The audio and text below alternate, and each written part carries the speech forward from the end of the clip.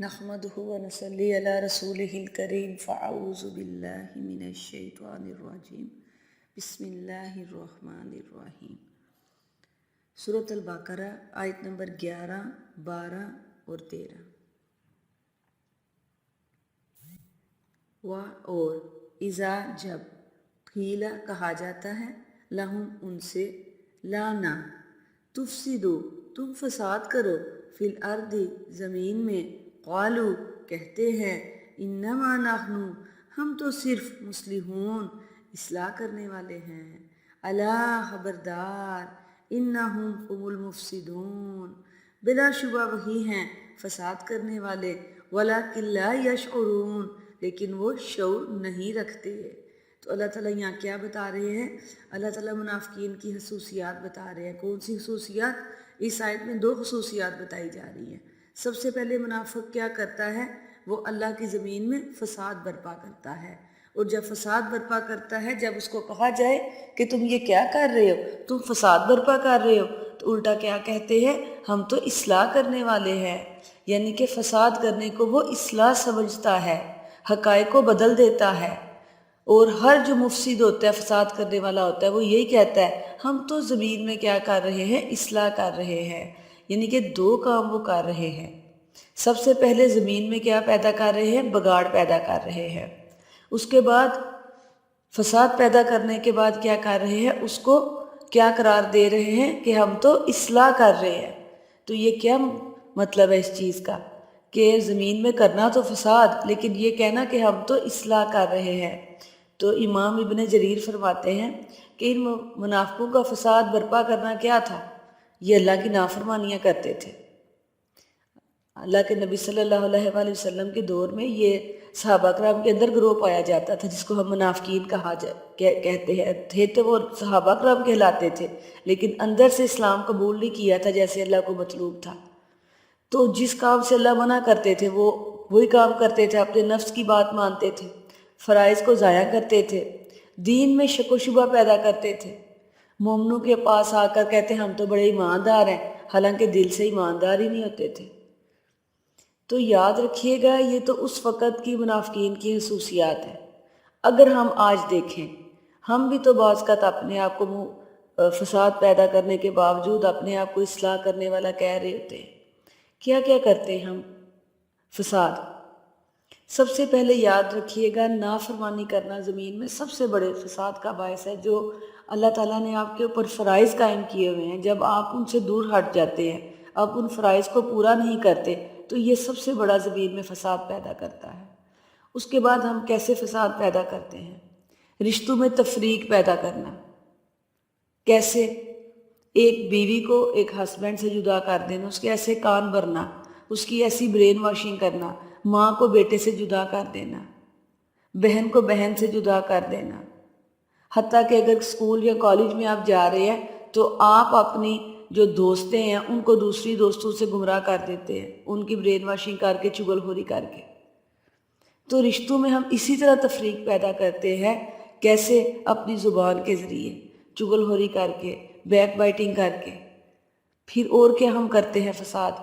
ادھر کی بات سن کر ادھر کرنا، بہت بڑا فساد پیدا ہوتا ہے۔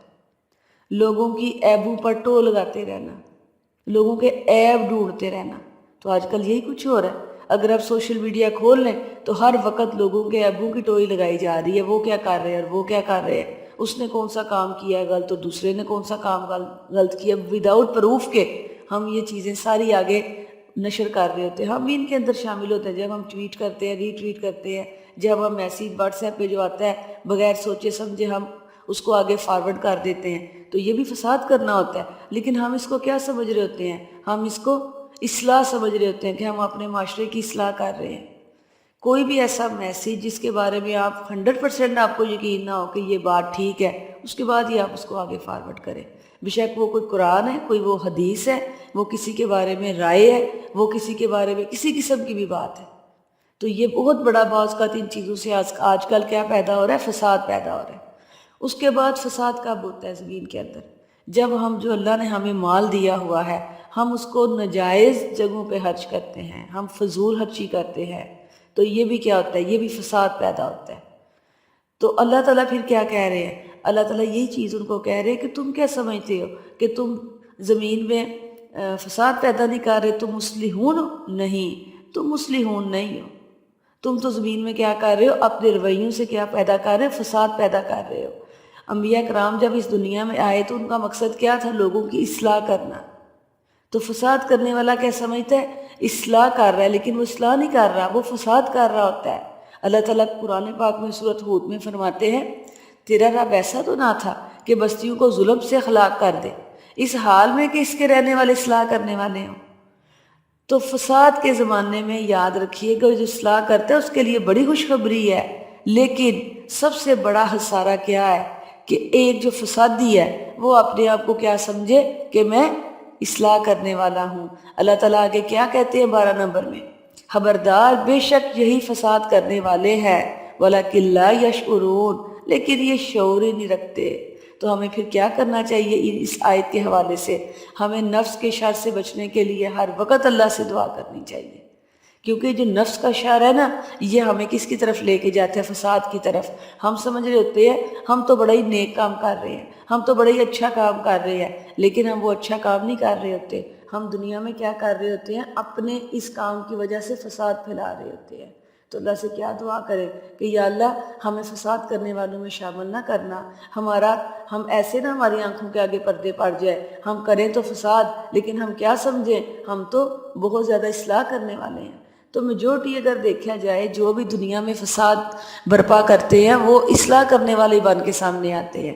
اسی طرح گھروں کے اندر جو لڑائی جھگڑے پیدا کرتے ہیں لوگ، وہ بھی یہی نیت کرتے ہیں ہم تو اصلاح کر رہے ہیں، ہم تو صلح صفائی کر رہے ہیں، لیکن اس کے پیچھے پیچھے وہ کیا کر رہے ہوتے ہیں؟ وہ اس گھر کی جو کہتے ہیں نا جڑیں خراب کر رہے ہوتے ہیں، روٹس اس کی برباد کر رہے ہوتے ہیں، وہ کر رہے ہوتے ہیں۔ تو اللہ سے پھر کیا دعا کرنی چاہیے؟ یا اللہ اسی دنیا میں ہماری آنکھوں کے پردے کے آگے جو یہ شیطان نے جو پردے ڈالے ہوئے ہیں یہ اٹھا دے، ہم کوئی ایسا فساد کرنے والا نہ ہو۔ یا اللہ ہمیں شعور دے دے کہ اگر ہم کوئی فساد میں شامل ہو جائیں تو یا اللہ ہمیں معافی کا موقع ملے اور ہم اصلاح کرنے والوں میں شامل ہوں۔